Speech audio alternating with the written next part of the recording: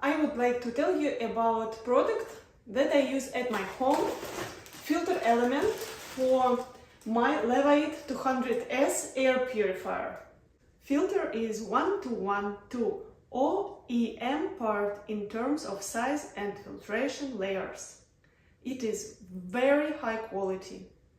Every 6 to 8 months replacement is recommended for your filter element depending on usage.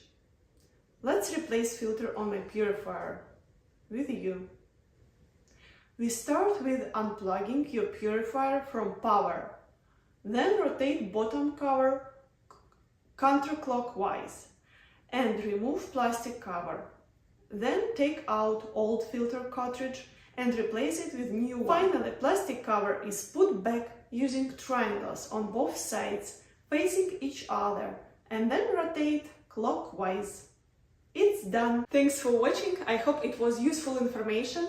I definitely can recommend this air filter for your LEVOIT air purifier.